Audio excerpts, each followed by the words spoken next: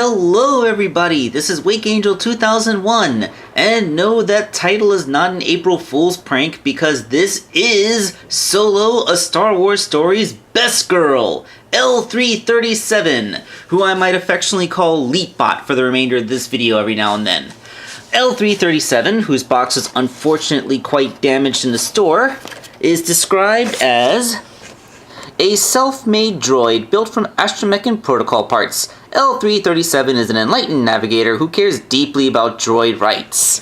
And I also find it kind of amusing that she's number 73, given that her designation is L337, and then she's number 73. The 3s and the 7s, they take over. Okay, so here is L337. Actually, let's reposition the camera a bit subtly so she's better framed. There we go. Alright, so yeah, I legit really do think of her as best girl, because every time I watch a Star Wars movie, I always thought that they treated droids quite poorly. I mean, they were clearly self-aware sentient beings, but they were like slaughtered left and right in the Clone Wars and barely acknowledged as people, even on the good guy side. I think the only one who ever acknowledged C-3PO as an actual person was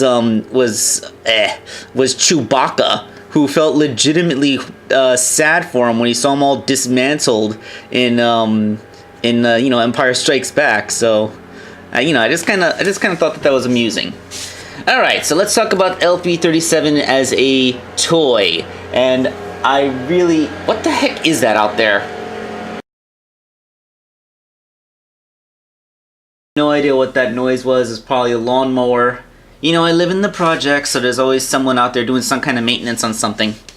Anyway, the look of the figure is actually really well captured. Like, as you may recall, L337 wasn't exactly a high-end model.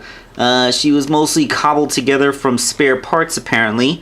So if you look, you can see that she has, like, wires and exposed circuits and dangly bits, and oh my, such dirty talk. Yeah, I mean, if Episode 1 C-3PO's nude scenes are anything to say, then that means that L337 has quite the daring and risque look with all of these exposed circuits. She also has a really nice paint job that captures the whole I'm made out of parts that are not exactly brand new, so some of them are a little bit rusty and worn, but that just means that she's an experienced lady. Oh yes, I'm going to be using these innuendos at every possible opportunity because she is Lando Calrissian's robosexual life partner, and I am totally going to respect the hell out of that. Alright, so as far as articulation goes, she is a little bit more limited than what you would expect for various reasons, but she's not bad. She has like a ball joint at the base of her neck, which allows for some expressive tiltage, and of course it can also function as a regular swivel. I also believe that there is a little bit of a hinge here at the top of the neck, as you can see from my wiggling it around. And I think, yes, it does independently tilt, so it's probably a ball joint inside the head and at the base of the neck. So, you can do that dun dun dun dun dun dun dun dun dun dun dun. And she has ball joints in her shoulders, as you can see. They're recessed deeply inside of there, which means that the arm can get a nice wide range. Like it can go down, it can go up, but it can't really go out that far because of the nature of such a ball joint. But then again, it actually is engineered to look like it's a limitation of the way that her arm is actually sculpted. So, again, like not an optimally prepared robot, just one cobbled together from bits. She has a full bicep swivel, which is going to be limited by this by the wires that connect her upper and lower arms. Although you can still get quite a bit of range there. Although the wires on the inside of her elbow do limit that because they get pinched up in the joint when you bend them, so you only get about a 45-degree bend, when if that wire wasn't there, it's obvious it would easily get a full 90. Same exact deal on the right arm, at least with the elbow, although there is no wire, so its swivel can go a full 360. Her wrists are hinge joints, and This looks like a pin disc. It really does look like a pin disc, but I haven't been able to move it. So either it's sculpted to look like a pin disc, but it actually is just a regular old swivel joint, or it's severely paint stuck. And I don't want to try and unstick the paint because I don't want to accidentally rip it, and then I wouldn't be able to replace it because it's the only one I've ever seen in the store. She has a very wide-ranging ab crunch. She can arch quite a bit. She can't crunch quite as much because of sculpt, but, you know, she can go back quite a bit.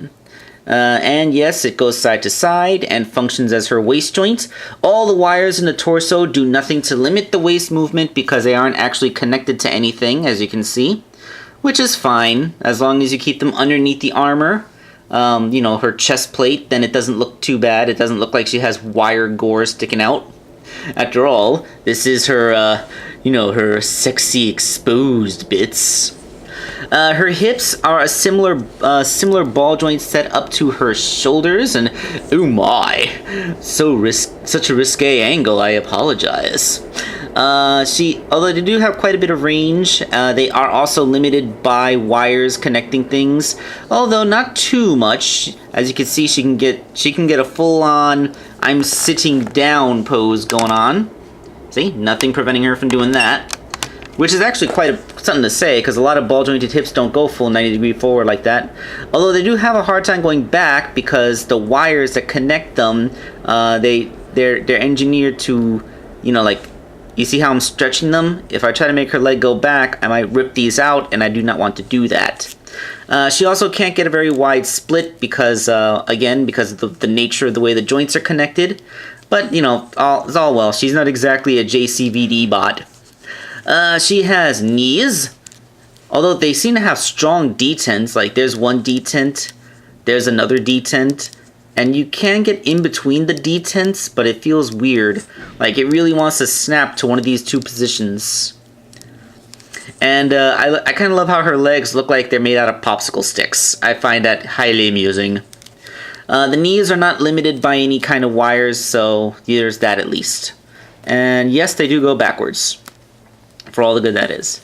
Her feet, if you look, are actually asymmetrical, really selling in the whole built from spare parts thing, that they couldn't even find two of the same kind of feet.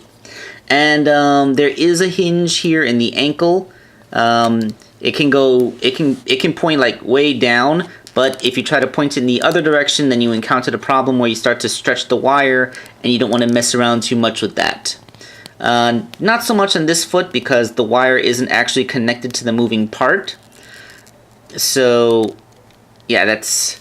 And most of the limitations of articulation of this figure are caused by the wires that capture her hodgepodge droid look. But she is still very poseable, and despite their small size, she actually has a pretty stable platform, which I am kind of mucking up because I can't get her feet flat. Her feet are flat. There we go. So yeah, the figure is poseable and displayable, and she's just fine. So let's compare her with some other Star Wars figures to see if she blends in fairly decently. So here she is with this tall drink of water from the Rogue One movie, K2SO, fitting in pretty well. It's a whole very diverse group of the Star Wars droids. And yes, I do think I might have a romance developing between the two of these. And of course, she can strike a sexy pose with all the other Star Wars waifus all you want. So, yeah, like when they came out with the Solo, a Star Wars story, like, this is the only character that I absolutely knew I must have her toy when it eventually came out.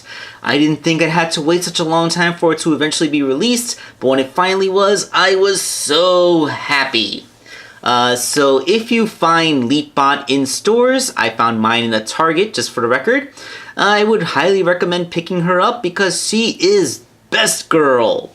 This is Wake Angel 2001 signing off, and have a happy April Fool's Day. Don't go walking under any buckets.